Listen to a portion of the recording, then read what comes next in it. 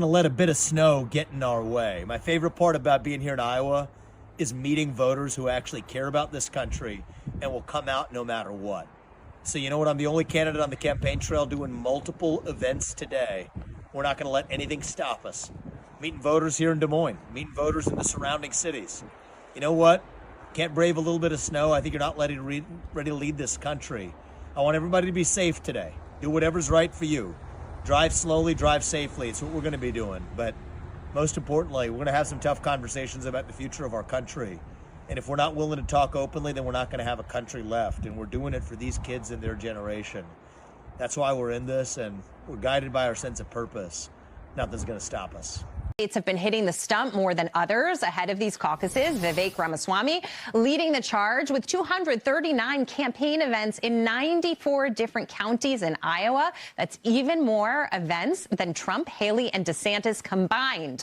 2024 Republican presidential candidate Vivek Ramaswamy joins us now. And Vivek, it's always great to have you. You are the most active candidate in Iowa, holding as many as 10 events a day.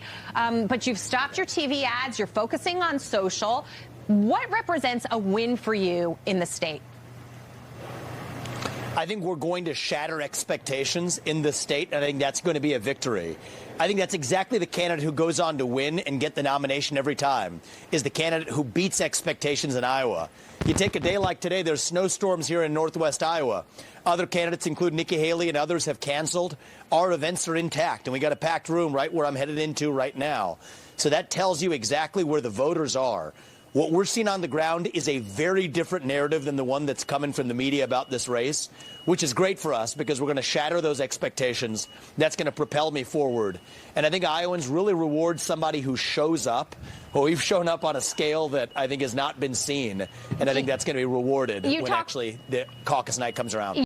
What's going on, everyone? Talks with Kenny here today. I'm a little bit better, so now I'm just going to give you guys more up-to-date videos. Sorry for the clips. Sorry for the few uploads, but I was really sick a couple of days, so I feel a lot better. And I want to start off my first video of the day with Vivek Ramaswamy, who's outworking everybody. I mean, he's out. What? Now, Trump, I understand. When you're up by, what, 40, 50% on some polls, it's okay. You don't need to campaign a lot. But Nikki, DeSantis, both of them combined don't even equal almost like half of what Vivek is doing in Iowa.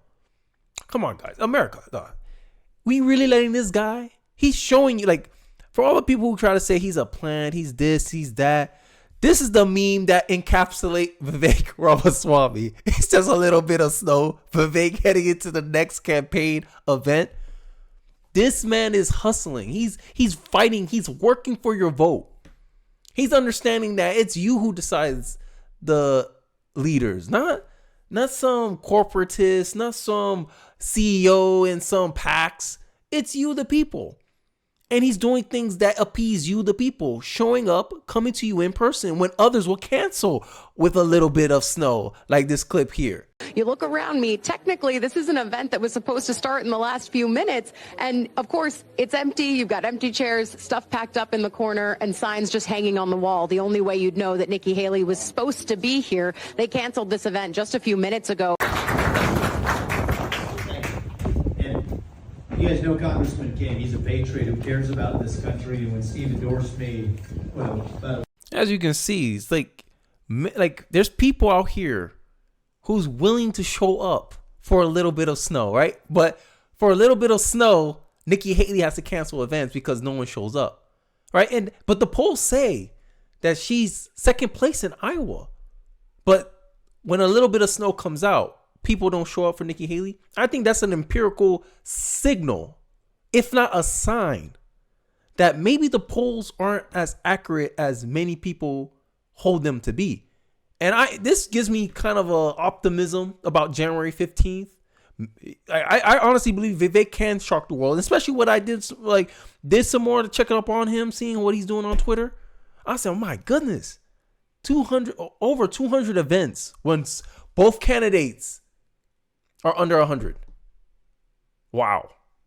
Like, this man is like, if we don't reward someone who's willing to work this hard to garner your vote, to garner your support, like, we're lost as a country. That's just my thoughts.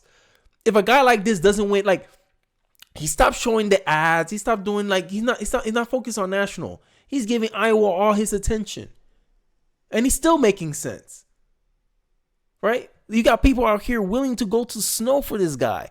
I'm not gonna lie. If you had told me that I'll come to Iowa and come to a primary, find out amidst all this there's a snowstorm and Vivek is the only one still trying to get out and do events, I would have called you crazy. It's primary season. It's primary season. How badly do you want it? Right?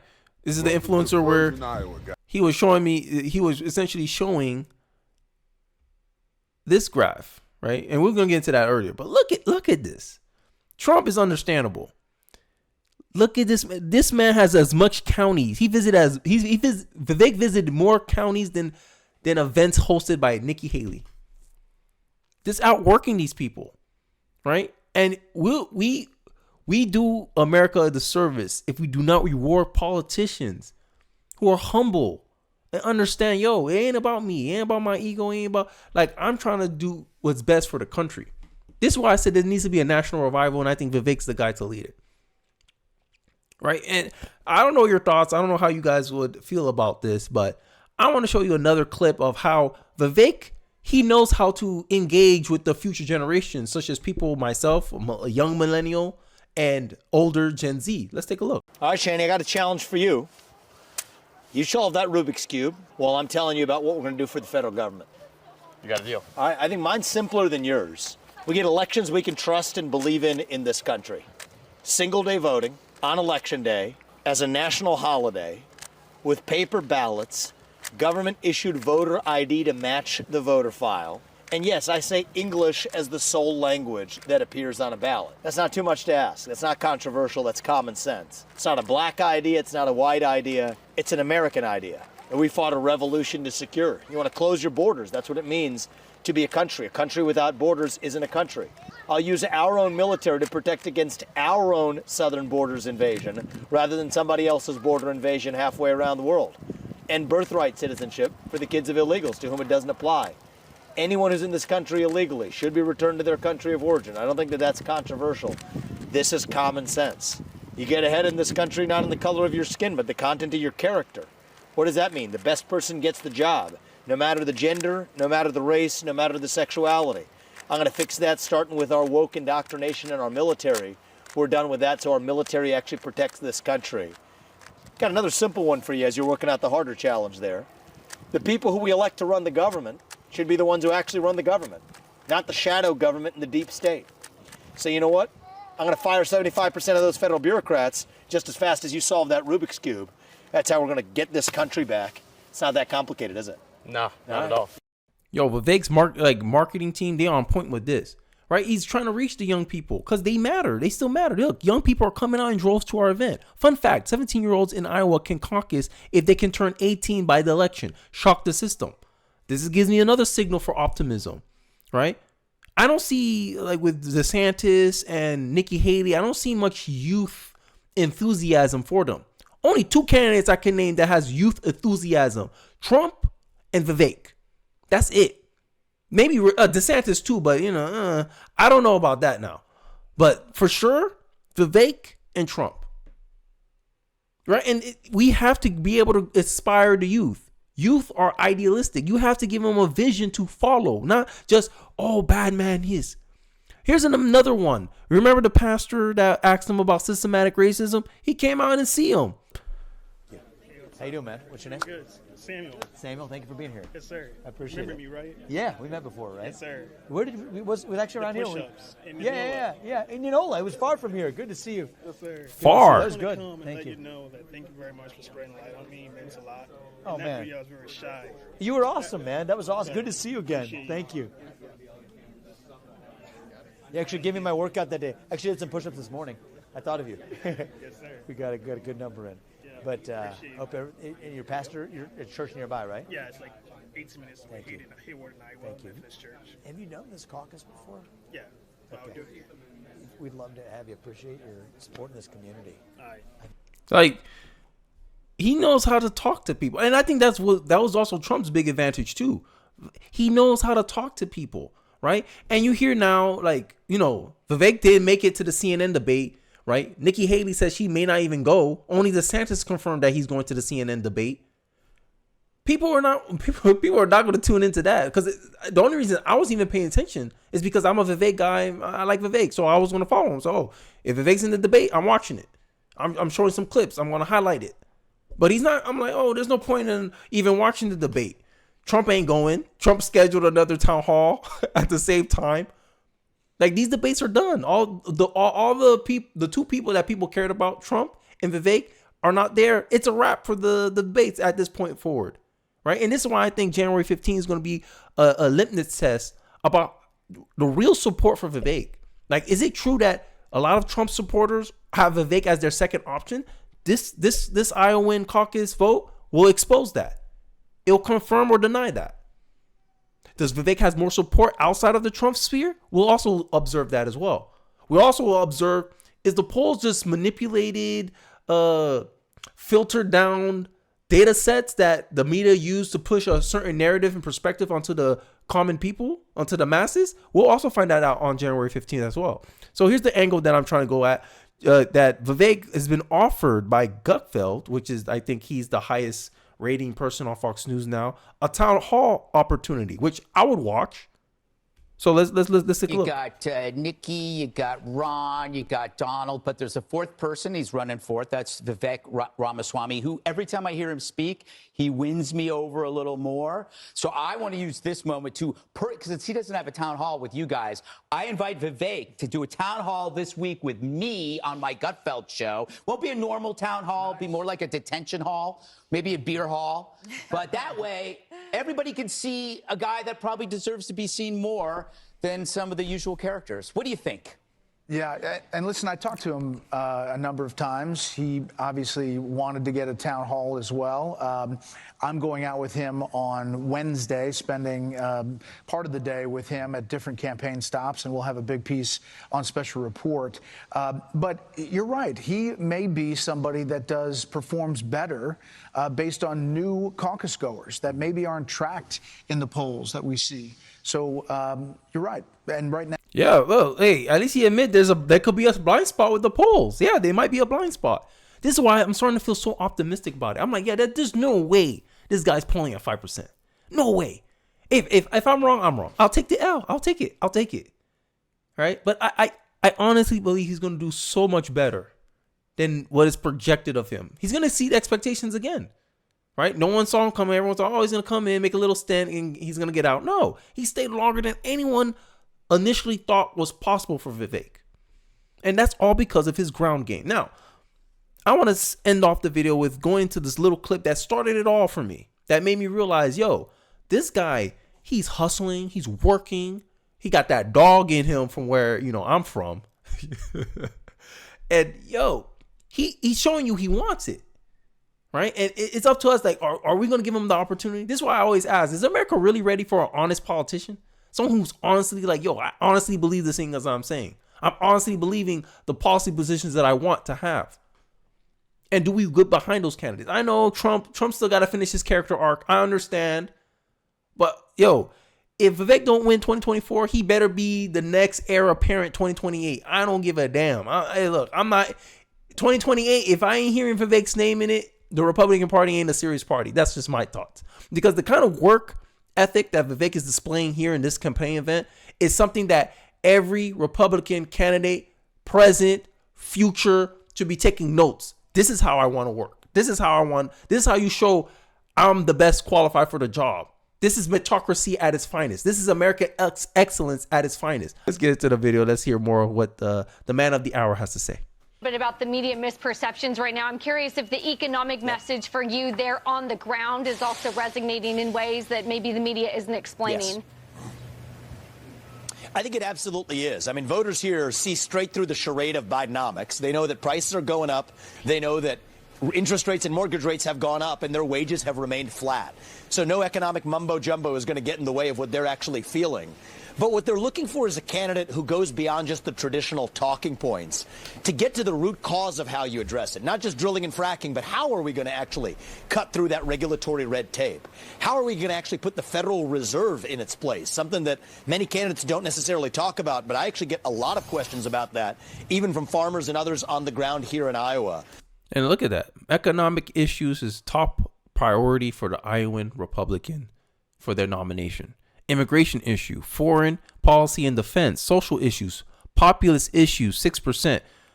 Honestly, I don't know Iowa's temperament with the foreign policy perspective, but I think Vivek got a great shot at earning that vote.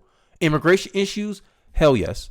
Economic issues, flat tax, cut government bureaucracy, unleash the economy. Those are the talking points that Vivek pushes every single time. Social issues, don't get me started with Vivek and the DEI stuff. He wrote 3 books on it.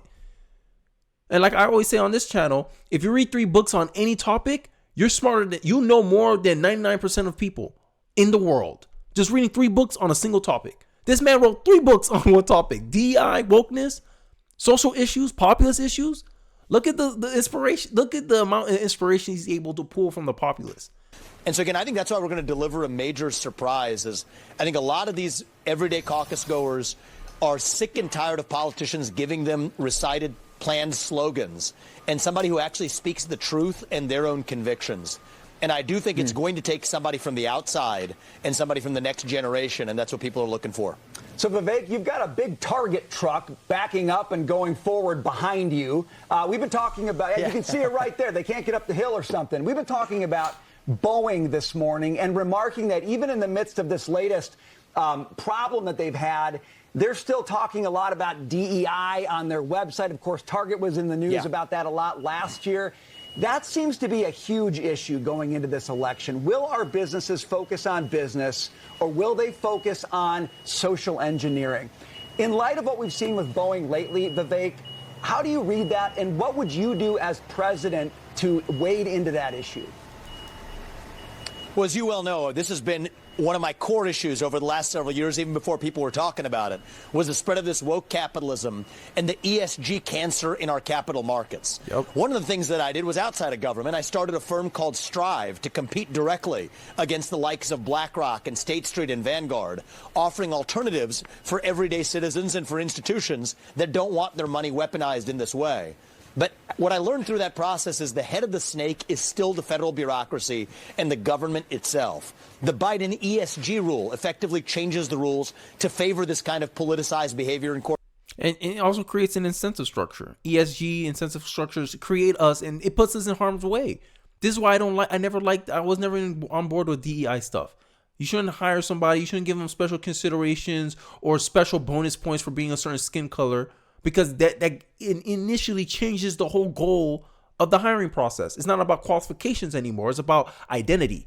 And when you hire based off identity, you sacrifice quality. Corporate America. I'm going to rescind those pro-ESG rules. It is a fiduciary breach and arguably an antitrust violation when the largest shareholders of Target to most publicly traded companies are 3 firms that are weaponizing the money of everyday citizens to foist these environmental and social agendas onto these companies. So I believe in getting to the root cause. I tried to do that as best I could, competing against the likes of BlackRock, and had success doing it and starting Strive. But now we got to go to the next level, the mother of all bureaucracies. That's the one in the federal government. I'm going to get in there and actually shut it down and rescind a lot of those unconstitutional rules. That's what I'll do as the president. Oh, music to my ears. Music to a lot of people's ears. Because if it doesn't work, remove it. If you pay for a service and the service is not giving the outcome that you expect, what a normal person would do? Cut it out. It's time for the government to go through its evaluation, long overdue evaluation. It's time to cut off a lot of ineffective, and non-substantive bureaucracy that it has in our government today, which is called the deep state. It's time to cut it out. And imagine 3 companies getting this, trying to engineer society in a worldview that they want. Imagine there was 3 investment companies that was a religious company, or name whatever religion you don't agree with, And they're trying to push and shove their ideology down everyone. And if they don't follow, they give you an economic consequence for not following their worldview. People will have an uproar. People will talk about separation of church and state. And I think Vivek represents a candidate that will say separation of woke and state.